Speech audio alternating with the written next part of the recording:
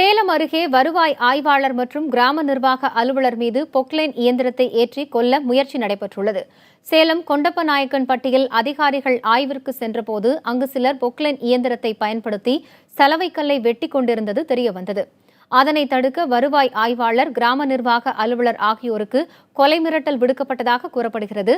மேலும் பொக்லைன் இயந்திரத்தை ஏற்றி கொல்ல முயற்சி நடந்ததாக அதிகாரிகள் காவல்துறையில் புகார் அளித்துள்ளனர். இதனையடுத்து பொக்லைன் இயந்திரத்தை இயக்கிய சரவணன் என்பவரை காவல்துறையினர் தேடி வருகின்றனர். ஏற்கனவே இந்த மாதிரி அந்த சர்வே நம்பரில் அதே பகுதியில் கள்ளத்தனமாகவும் இது மாதிரி போட்டு எடுத்துருக்காங்க பொக்லைனை. அது ஏற்கனவே அது அவங்க எடுக்க விடாமல் பண்ணி ரொம்ப நாளாக இருந்தது. திரும்பவும் இந்த இடத்துல அந்த மாதிரி கள்ளத்தனமாக மேக்னசைட்டு, டூனைட் கற்களை நோண்டி எடுக்கிறத ஆரம்பிச்சிருக்கிறாங்க. அவர் இந்த மாதிரி வருவாய்த்துறை ஊழியரை கொலை செய்கிற முயற்சியோடு போயிருக்காங்க.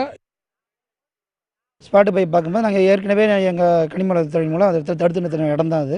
அதை போட்டு க்ளோஸ் பண்ணி வச்சுருந்தோம். அது திரும்ப அங்கே ஆரம்பிச்சிருக்காங்க. அந்த அப்புசாமி மகன் சரவணங்கிறவன் பேரில் ஏற்கனவே நாங்கள் ஒரு 7-8 தடவை எங்கள்கிட்ட பிடிபட்டிருக்கு. அப்படி அவரோட 2 வண்டி இன்னும் நாங்கள் ரிலீஸ் பண்ணாமல் இப்போ இன்னும் சீஸ் பண்ணி வச்சுருக்கிறோம். அது இன்னும் ஃபைன் கட்டாமல் இன்னும் ரிலீஸ் பண்ணாமல் தான் இருக்குது. இது திரும்ப இந்த மாதிரி தவறு பண்ணிகிட்ருக்கிறாங்க.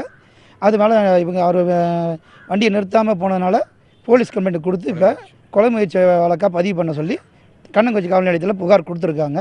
நாங்கள் எங்கள் மைண்ட் சார்பில் அவங்க வண்டியை சீஸ் பண்ணி விட்டு அது மேலே நடவடிக்கை எடுப்பாங்க.